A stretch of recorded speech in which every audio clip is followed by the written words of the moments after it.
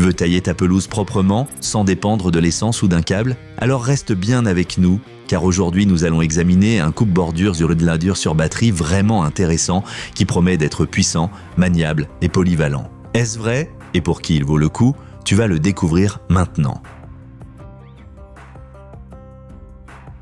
Le coupe-bordure sur batterie de Makita est un véritable classique parmi les outils de jardin.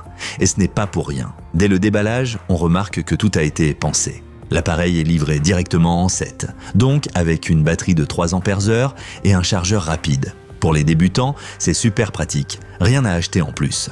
Ce qui frappe immédiatement de manière positive, l'appareil est agréablement léger. Avec à peine 3 kg batterie comprise, il se manie facilement même pendant une longue durée, sans que le bras ne fatigue trop vite. Parfait pour les jardins petits à moyens, la performance de coupe est tout à fait solide grâce aux 7800 tours par minute. Le fil en nylon coupe efficacement l'herbe normale, les mauvaises herbes et les zones légèrement envahies. La largeur de coupe de 26 cm suffit largement pour travailler correctement le long des murs, des allées ou autour des massifs.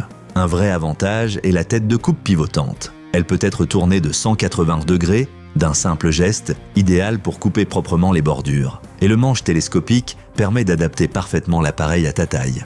Que tu sois plutôt grand ou petit, tu n'auras pas besoin de te contorsionner. Un petit plus astucieux, le système Tap & Go. Il permet d'allonger le fil simplement en tapant brièvement la tête du coupe-bordure sur le sol. Pas besoin de démonter quoi que ce soit, très bien pensé. Côté bruit, le coupe-bordure n'est certes pas un modèle silencieux, mais il est nettement moins bruyant qu'un appareil thermique.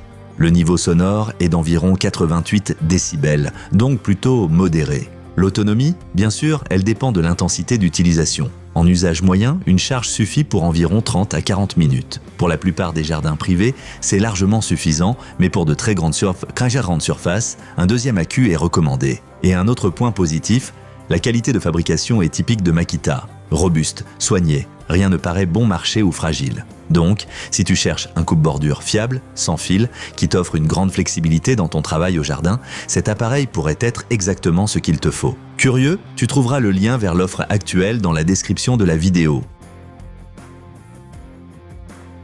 Alors, quels sont les avantages et inconvénients de cet appareil? Avantages: agréablement léger et bien équilibré.